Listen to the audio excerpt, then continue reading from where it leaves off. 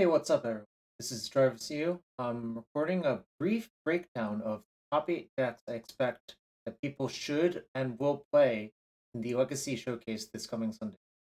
Due to prior engagements myself, I will not be playing.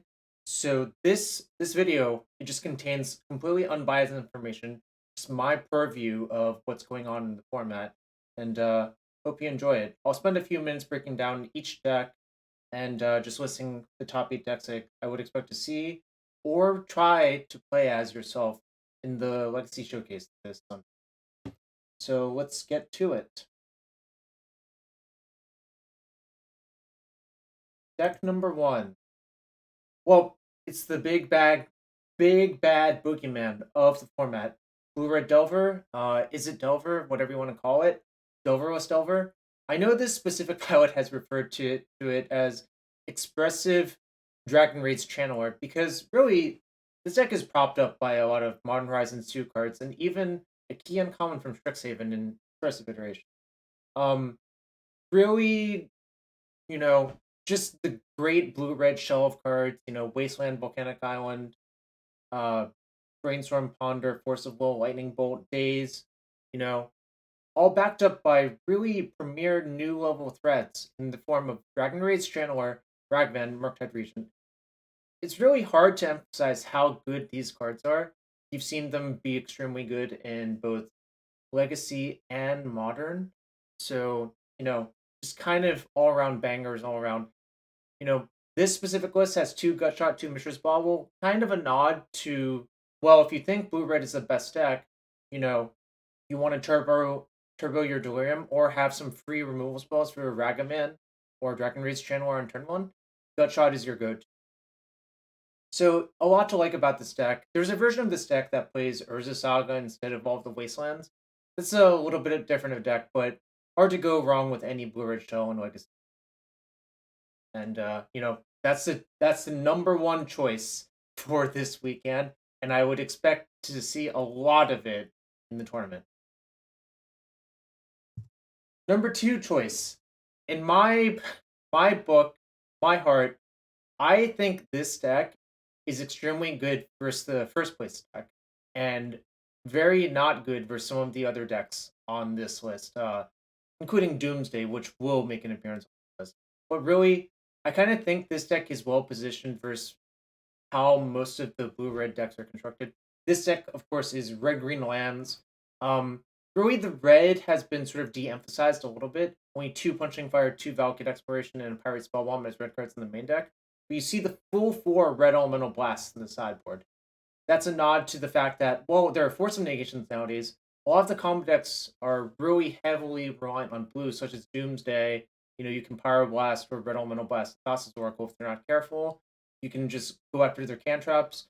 You can go after Show and Tells from a deck like Sneak and Show.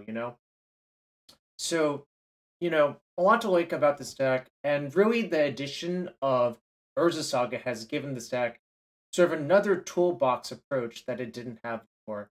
You know, tutoring up, Pithing Needle, Expedition Map, Pirate Spellbomb, all extremely valuable. Worst case scenario is you just tutor up Mox Diamond, which is kind of a free roll, and accelerate your mana a little bit more. That way, pump your constructs a little bit, just get a little bit more going. Uh, Non-traditionally speaking, there's one Crucible in the main deck in my version over the third Valakut Exploration. I think it's kind of nice to have that, especially in post-board games versus Surgical Extraction, because people often go after your loams. Crucible also pumps your constructs. Just a lot to like there. Endurance and Force of Vigor, I think, are also pretty key cards in the sideboard. Sometimes you actually see Kahira the Orphan Guard as a companion. I'm not a huge fan of that, but it is not unreasonable to do that if you want a free pitch card for your Force of Vigor or Endurance. So a lot to like about this deck, and highly recommend it if you don't expect that much. Coming in at number 3, Doomsday. So this version comes from Wonder Pro, a well-known Doomsday aficionado. I would trust him when it comes to Doomsday lists, and it's hard for this deck to get a lot of upgrades. Because structurally speaking, the deck is so tight. Like you need a Thassa's Oracle, you need some number of Cyclers, You need the good cantrips and Brainstorm Ponder. You need Daze, you need Force of Will. So really the only addition you see from recent sets is actually Consider. Um, and that's kind of interesting to think about. But what Consider does is it opens up a new pile of you cast Doomsday, you put Consider, Deep Analysis, Lion's Eye Diamond into your pile, and then you put, say, um, Thassa's Oracle, and just assume you have another Mana Source lying around. It lets you clear out the pile very quickly, and well, you cast Consider, you see the deep analysis, you mill it, you draw the Lion's Eye Diamond. Then, since it's in the graveyard, you can just crack the Lion's Eye Diamond for 3 blue. Um, then you'll have 4 blue total, assuming you have another land lying about. Rather, you flashback Deep Analysis, then you draw your Thassa's Oracle and say a Daze or a Back Negation. So some nice minute upgrades from sets. It's like I said, it's really hard for this deck to get anything new. I think Thassa's Oracle was basically the most important printing that this deck got in the last few years, and kind of hard for it to get anything else. But yeah, Doomsday. I think this deck is extremely good versus all of the non blue red decks, essentially. Well, basically, uh, the decks that I don't think this deck wants to play against are like, the heavy Chalice Sphere decks. Not that there's that many of those, or Blue Red Delver style decks. So those are really the two worst matchups. Um, you also occasionally see Kai Sawatari playing a version of this deck too, splashing red for blasts. Kind of the same thing all around. But definitely a deck worth checking out if you're into that sort. All right, number 4, Death and Taxes. This is a well-known archetype. It has also gotten a lot from the recent printings nowadays. Uh, Specifically, I think Solitude, which has been incredible in Modern, also pretty good in Legacy, really made it so that having a companion is desirable. Um, what I mean is that Yorion is at its core, you know, a card that is good with coming into play triggers, which Death and Taxes has a lot of. It's also a free pitch card for Solitude, so you can always go with the Force of Swords to Plowshares mode, which is, you pay 3 for your Yorion, put in your hand, cast Solitude with the evoke cost, pitching the Yorion to, clear out a block or something like that. A lot to like about this list, and I think this is actually exactly XJ Cloud's list, aka John Ryan Hamilton. Um, don't quote me that on John. I think it is, but really you see a lot of respect for the mana. There's 34 lands and a Timeless Dragon, 4 Aether Vial, a lot of white sources, and you do see the full boat of Urza Saga. I mean, obviously it's in an 80 card deck, so it works out to like effectively 3, but you know, it's still a powerful effect to have access to. You can get Aether Vial late, even versus some slow control decks that'll still be good. You get Shadow Sphere, you can get Retrofitter Foundry. So a lot to like about this deck, and I can highly recommend it. All right, number 5, 4-color control, Bant control, splashing red, whatever you want to call it. If you like control in Legacy and you haven't watched Anurag Das's stream, well, you're probably missing out a little bit. Sometimes there are issues with the clock um, due to playing speed, but if you really want a hammered through experience control list, it's hard to go wrong. Uh, it's hard to go wrong with a later iteration of Anzi D's list. And speaking of iteration, you see 3 expressive iteration in this deck. The blue red deck had 4. Phenomenal card. I can't say more about it. It's just a really, really strong card. Does a lot of really strong things. You know, if you need lands on turn 3, you just cast it. Hopefully, pick up a cantrip in your hand, find a fetch, and it actually scales well late into the game because if you have a lot of lands, well, you can just see 2 spells, cast 1, put 1 in your hand, and bottom the land. So, just a really powerful card. Makes it a lot more palatable to play with one ofs, and it's a really good card to Snapcaster Mage back, of which you see 2 copies here in the list. Loam plus Wasteland plus a small like Caracas and Mystic Sanctuary package. That's just for a little bit more late game oomph. Also, Loam works well with Uro. Sylvan Library still works well with Uro. Really, I think Loam, if you cast it on 3 fetch lands in this deck, it's really hard for your mana to go wrong, which is one of the more desirable effects of the card, I believe. Checking out the sideboard, you see Dress Down, which is a direct reaction to Urza Saga, because I think as it is without Dress Down, I think Urza Saga is probably a huge problem for this deck, but Dress Down is basically like a cycling Wrath of God versus Urza Saga, which is kind of nice.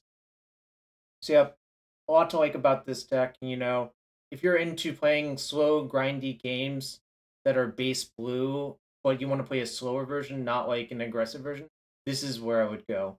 I would play something close to this. Probably not this exact list. I would maybe try to clean up the mana base a little bit, but you know, a lot to like about this deck.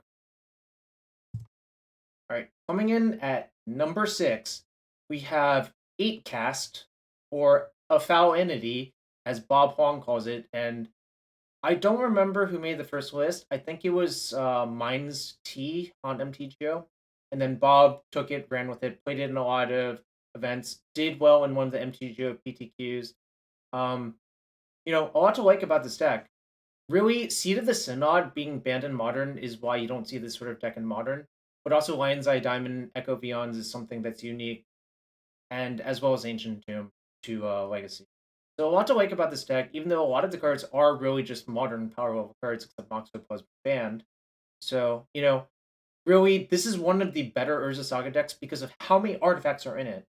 You look at that. You have 18 0-mana artifacts, 3 1-mana artifacts, and even Chalice is a 0 or 2-mana artifact effectively in this deck. Thought Monitor is effectively a 1-mana artifact. So a lot to like about this deck.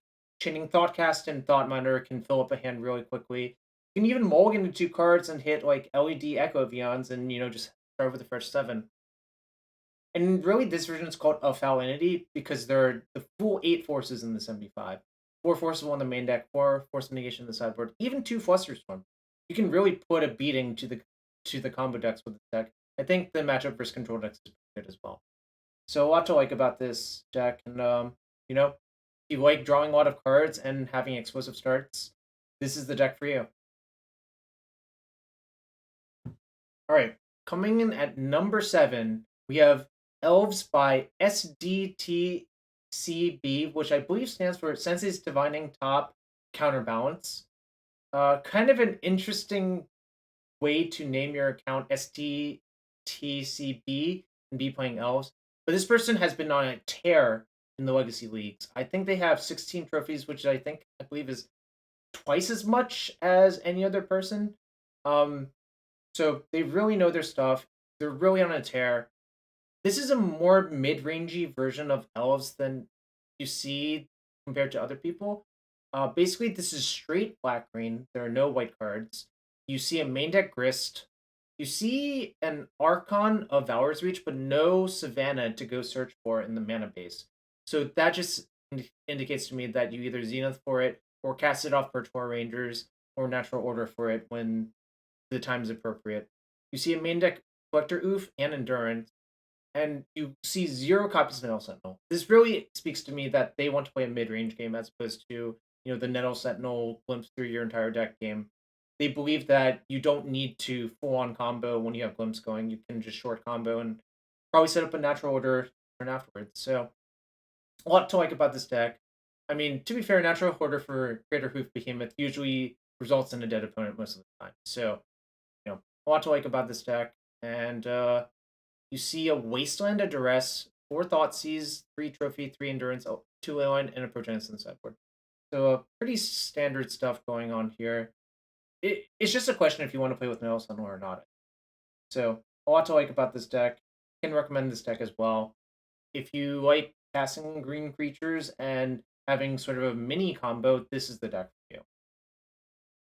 All right, coming at number 8, another greenish combo-y deck.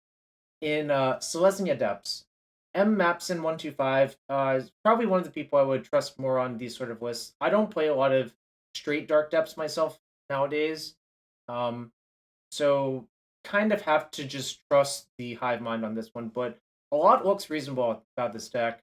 You see Elvish Reclaimer times 4, 4 Knights of the Reliquary, Raminite Excavator, Endurance, the Sylvan Safekeeper, the full 4 Green Sun Zenith. If you want to play with a toolbox green creature deck, it's hard to sit. It's hard to be better than Green Sun Zenith in in terms of doing that sort of. And Elves also does that very well, as you could tell in the last picture. If you want to skip back a few seconds, I suppose. But really, really, really, you know, this deck is trying to do one thing in most of its games, and that's assemble Thespian Stage plus Dark Depths. There are only 3 copies of each, but there are 4 crop rotation, 4 Elvish Reclaimer, and 4 Knight of the Reliquary. It means that even though there are only 3 copies of each, you actually effectively have a lot more for your creatures to live. You probably have, like, I would say 9 to 10 copies of each on average in a game. Obviously, that's sort of like a made up number because you have to spend mana on Reclaimer to activate it to go get things. You have to like let your knight untap and have a force or planes in play. A lot of stuff like that. So not obviously translating it that way is not quite correct, but I think you have a lot of copies of the card if you really want. Yavimaya also an incredible pickup for this deck. Prismatic Ending a decent pickup as well. And really, this was discovered in Modern as well. Elvish Reclaimer plus Flagstones of Trocare actually sort of is a weird rampant growth because you sacrifice your Flagstones, you go get Savannah from your deck, then the Reclaimer ability resolves and you can go get another land. So you're actually going up a land instead of staying even, which is a really nice synergy to have. You see 3 Mox Simon as a little bit of extra acceleration, kind of nice sometimes to discard an extra Dark Depths to Mox, play another land, play a turn 1 Sylvan Library, stuff like that. Sideboard, you see a Glacial Chasm, a 2 Deafening Silence, 2 Path Exile, a Collector Oof, 2 a Gaddock Teak, 2 Choke, another Endurance, a Reclamation Sage, 2 Court of Grace, which is not something I've seen too many copies of in this style of list, but obviously a really powerful card if you can keep it, or for virtually creatureless control decks that might have a lot of sweepers, Court of Grace is exactly where you want. Force of Vigor is also an extremely powerful card. Blood Moon kind of good versus decks like these, but having a free way to blow it up, also Zenithful way to kill it with in the form of Rex Sage, it goes a long way.